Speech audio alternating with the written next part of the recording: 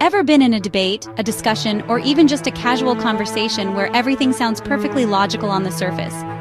You follow each step, not along with the reasoning, but the final conclusion just feels off?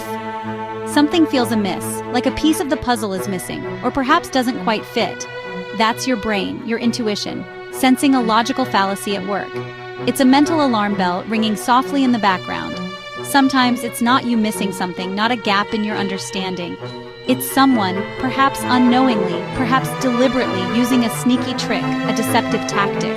They're trying to make a weak argument seem strong, to build a castle on foundations of sand. Today we're diving into one of the most common of these tricks, one that's been used for centuries to mislead and misdirect. We're talking about the equivocation fallacy. This fallacy plays on the ambiguity of words, on the fact that a single word can have multiple meanings, often subtly different. It uses this ambiguity to make arguments look solid, like a well-constructed building. But in reality, they're actually built on shifting sand, destined to crumble under scrutiny.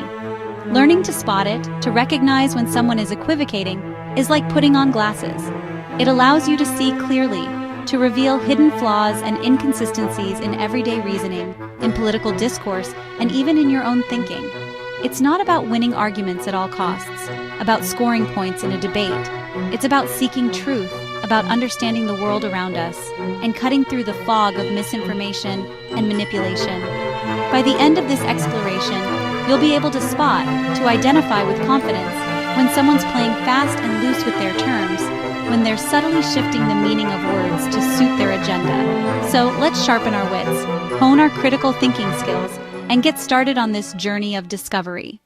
The equivocation fallacy is a common yet often unnoticed error in reasoning. It occurs when someone uses a word or phrase with multiple meanings within the same argument, quietly switching its sense, almost imperceptibly, to connect unrelated ideas and create a false sense of logical coherence.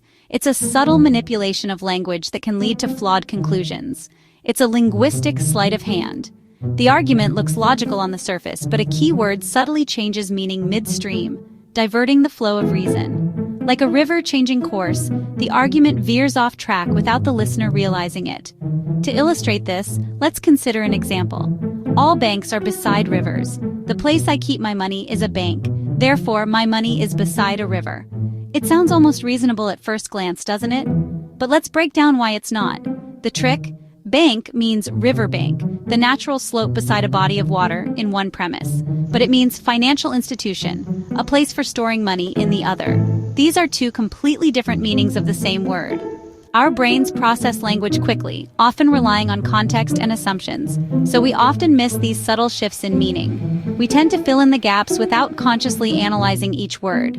The structure of the argument seems correct, following a logical flow, but the content is deceptive because it relies on the ambiguity of the word bank.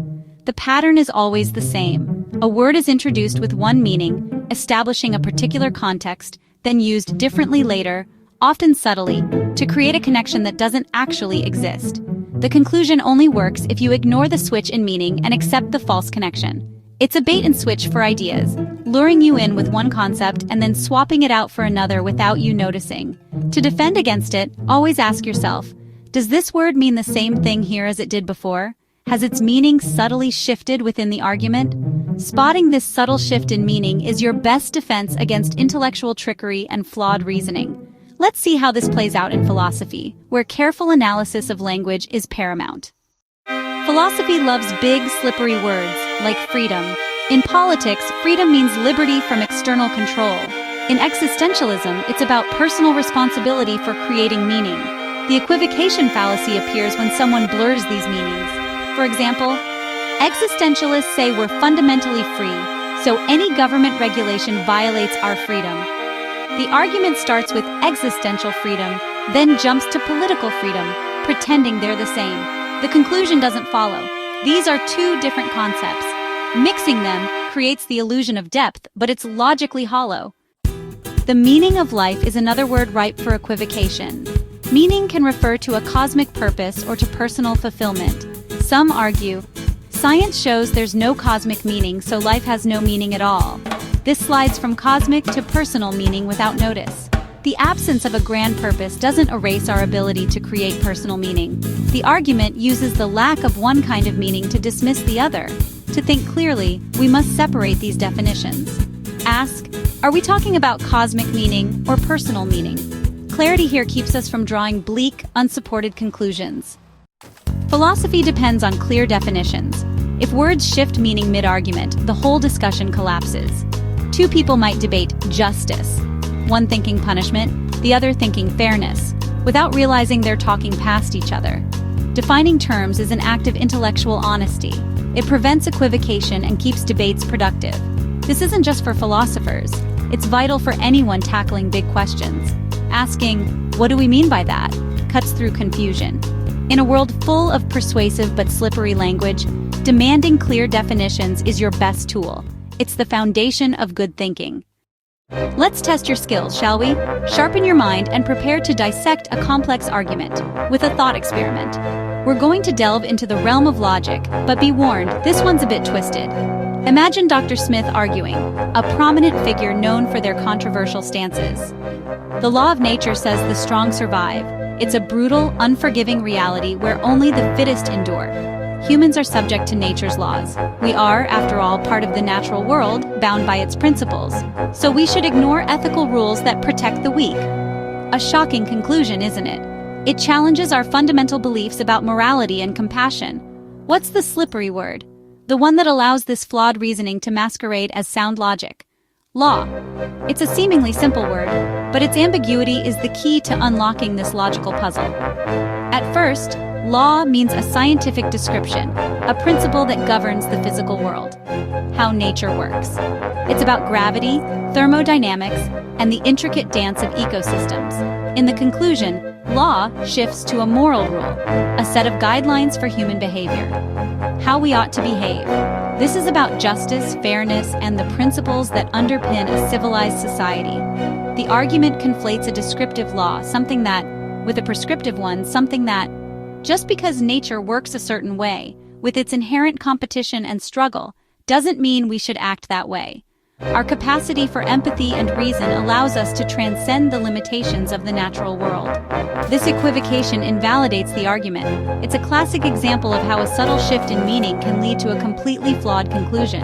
Spotting the shift in meaning, recognizing the subtle change in the definition of law, dismantles the logic. It exposes the weakness at the heart of the argument. This is how the equivocation fallacy, a deceptive trick of language, sneaks into debates. It's a hidden trap waiting to ensnare the unwary. Always check if key terms change meaning. Pay close attention to the nuances of language. That's how you keep arguments honest, by demanding clarity and precision in the use of language. Ready to spot more? The world is full of subtle fallacies just waiting to be uncovered.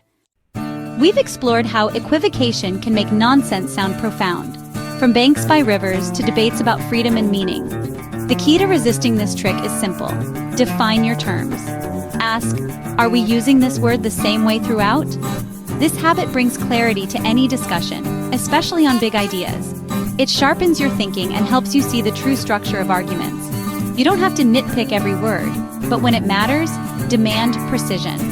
With this skill, you're better equipped to cut through confusion and find real insight. Our journey into clear thinking is just beginning. Next time, we'll tackle thought experiments and the philosophical concept of the absurd. Get ready for another brain-tingling adventure.